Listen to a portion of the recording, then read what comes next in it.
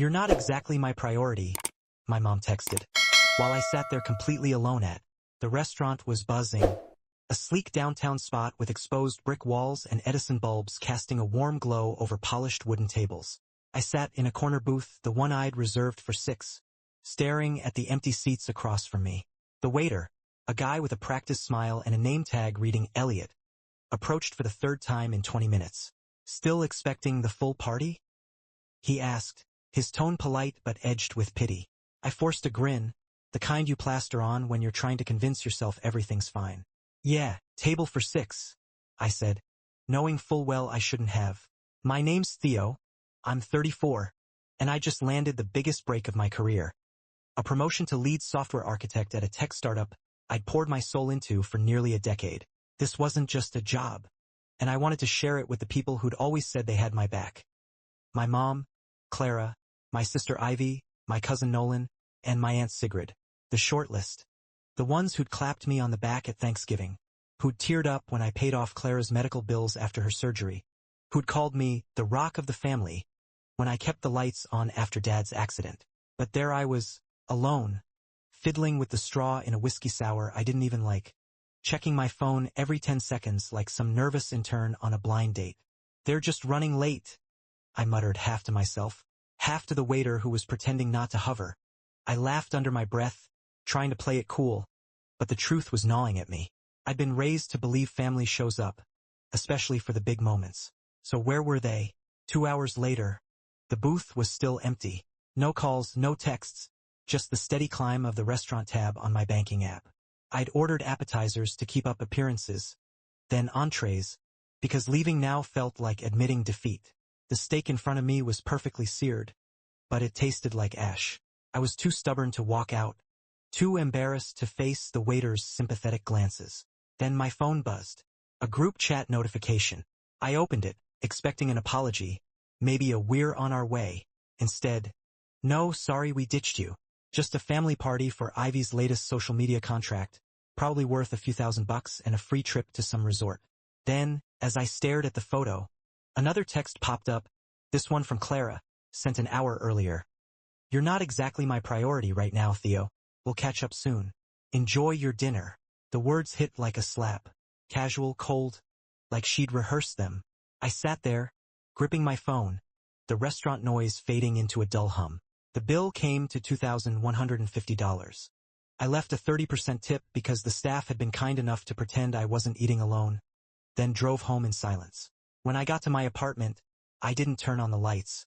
I just collapsed onto the couch, phone still in hand, scrolling through memories like a masochist. Every bill I'd covered, every "I'll pay you back" that never materialized. Every late-night call where I wired money to help out until things stabilize. Clara's hospital stay after her fall. $12,000 out of my savings. Ivy's emergency rent payments that somehow became my monthly responsibility. Nolan's car repairs, Sigrid's utility bills. And always the same refrain. Ivy's just figuring herself out. Auto-deducted from my account like clockwork. I told myself it was what family did. But that night, sitting in the dark, I saw it for what it was. I wasn't family. I was a bank.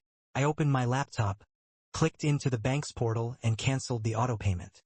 Then I grabbed a post, scrawled 5 words, "Let Ivy cover it now," and drove to Clara's house, a place I hadn't visited since last summer. I taped the note to the front door, didn't knock, and drove off with my phone on silent. By morning, my phone was a war zone. 67 missed calls. Clara led the pack, followed by Ivy, a couple from Nolan, and one from Sigrid. Ivy's texts were a mix of panic and venom. "Theo, call me now. Are you serious? And this is low even for you. I don't understand why you do this without talking to us. Ivy's finally getting her life together, and you pull this? You're being selfish." Then, quieter, like she was auditioning for a soap opera. "This isn't how family works." I replayed that last line, the irony slicing deeper each time. Next was Ivy. "Bro, this is messed up. Mom's losing it. We were gonna figure it out. We just needed time. You didn't have to nuke everything. Are you trying to make us homeless? Time? For years of payments, and they needed more time?" Nolan's voicemail was the kicker. He didn't bother with pleasantries. "Okay. Wow. Theo, So you're screwing over the whole family because we missed your little dinner? Newsflash. You're not the only one who works hard. It was clarity. Ivy had always been the golden child. The one with potential. Dropped out of art school, crashed 2 cars, launched a failed Etsy shop. None of it mattered. She was the dreamer. The one they toasted. Me? I was the ATM. The guy who got a pat on the back for being dependable.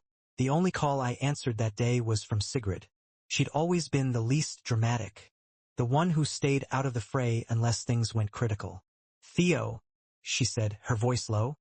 You need to talk to your mom. Why? I asked, blunt. So she can guilt me into bailing them out again? She sighed. She's a mess. Says she didn't realize you felt so left out. I snorted. Did she also not realize she texted me I wasn't a priority while throwing a party for Ivy's smartwatch? Silence. Sigrid didn't argue.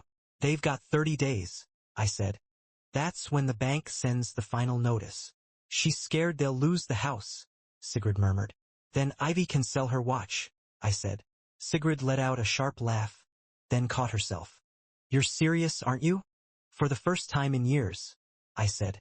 She didn't push back. Maybe she saw it too, the lopsided balance. The way I'd been carrying everyone while they celebrated Ivy's every whim. That night, Clara sent a novel-length text. She called it a misunderstanding. They'd been building a system that worked as long as I didn't question it. The moment I did, it crumbled. I didn't respond. Instead, I closed the bank account entirely. The next morning, leaning against the doorframe, this tantrum you're throwing. You're stressing Clara out. I stared at him. She told me I wasn't a priority while toasting Ivy's influencer deal. I've been paying her taxes for years, Nolan. Years. She's trying to do something for herself, he snapped. That deal could be huge. And my promotion? I said, voice steady. The one I worked a decade for? That's just background noise. He glared, but I saw the flicker of doubt. You always act like you're the only one who does anything. No, I said. I'm just done being the only one who pays for it. He didn't have a comeback. Outside, I heard shouting. Ivy, pacing in the parking lot, yelling into her phone. I didn't need to hear the words to know the script. Everyone else's fault but hers. Nolan left without another word. No dramatic exit, just a quiet retreat. The days that followed were surreal. I went to work, hit the gym, cooked real meals. I had time. Time I hadn't realized I'd been giving away. No more checking if Ivy's phone bill was paid or if Clara's insurance was current. My phone buzzed constantly. Group chat renamed to Theo. Please respond, then family crisis with a string of crying emojis. I muted it. A week later, Clara showed up with Ivy in tow. A ridiculous prop parked outside. Ivy's new smartwatch, blown up on a poster board like some kind of trophy. Clara knocked, called out, Theo, sweetheart. Let's talk. I watched through the peephole as Ivy shifted uncomfortably, holding a bank notice. I didn't open the door. Clara's voice softened. I know you're upset. We get it. But don't throw away your family over one night. One night. As if it wasn't years of being invisible. They left eventually, the poster board still propped against Ivy's car. By the 10th day, the bank called. Clara's house was 2 payments behind. Default process started. She said you'd handle it, the rep told me. Said you always do. I'm not the homeowner, I said. Talk to her. That evening, Clara came alone. I let her in this time. She stood by the window looking out at the city lights. We're going to lose the house, she said, voice breaking. I nodded. Probably. You can stop this, she said. One call to the bank. No, I said, calm but final. Her eyes widened. Theo, this is about family. No, Mom, I said, stepping closer. I didn't realize how much you were doing, she whispered. That's the problem, I said. You never wanted to. She sat, deflated. Ivy's not like you. She needs more help. No, I said. She needs consequences. Clara looked at me, eyes wet, but for once, she had no comeback.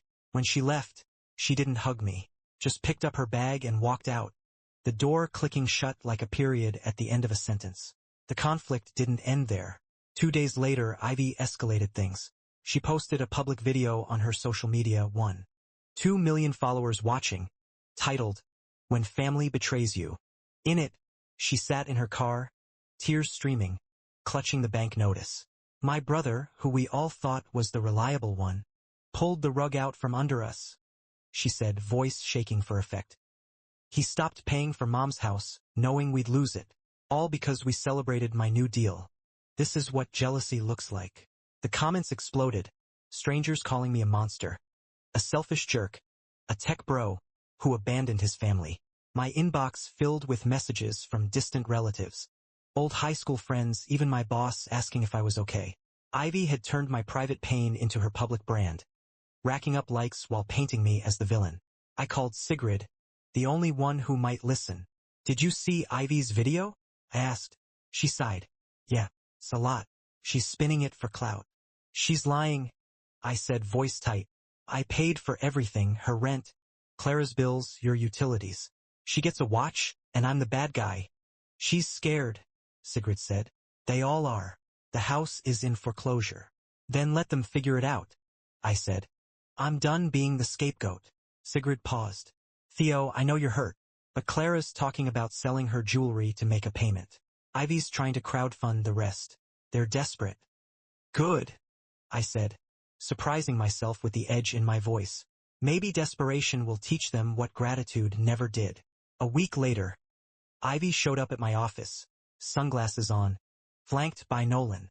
They'd brought the bank notice and a new prop, a stack of cash, fanned out like a poker player's bluff. We're trying to fix this, Ivy said, voice sharp. But we need you to reinstate the account. Just one more payment, Theo. I laughed, not kindly. You've got cash. Use it. This isn't enough, Nolan snapped. The bank wants $6. $300 to pause the foreclosure. You could cover it in a heartbeat. And I did, I said. For 4 years. Where were you when I was paying? Ivy's eyes narrowed. You're acting like we never appreciated you. We did. But you can't just destroy Mom's life over a dinner. It wasn't the dinner, I said, stepping closer. It was the years of being your ATM. Your backup plan while you got the spotlight. I'm done. Nolan threw his hands up. So you're just gonna watch us crash and burn? No, I said. I'm just not paying for the fire anymore. They left, cash still in hand, Ivy muttering about fixing this without me. That night, her crowdfunding page went live, complete with a sob story about family betrayal. She raised $4,000 in 48 hours, but it wasn't enough. The bank sent the final foreclosure notice. Clara showed up again, this time with a lawyer's letter, claiming I'd breached an implied contract by stopping the payments. It was a desperate move, legally flimsy, but it stung. I met her at a coffee shop, neutral ground. She looked older, worn, her hands trembling as she slid the letter across the table. This is what it's come to? I asked. You left us no choice, she said, voice barely above a whisper. We're losing everything. You lost me first, I said. You chose Ivy's watch over my life's work. You chose convenience over me. She cried then, real tears, but they didn't move me. Not anymore. I'm your mother, she said. And I was your son, I replied. Until you made me your bank. 2 weeks later, the house was gone. Clara moved in with Nolan, Ivy with Sigrid. Ivy's social media went quiet. Her betrayal posts replaced with vague quotes about moving forward. I moved to a new apartment, bought a couch I'd wanted for years, booked a trip to Iceland. I opened a savings account, watched the balance grow. The guilt I'd expected never came. Instead, there was space to breathe, to live, to be more than a safety net. Sometimes, the kindest thing you can do for yourself is the cruelest thing to those who've leaned on you too long. I stood up, walked away, and for the first time I didn't look back.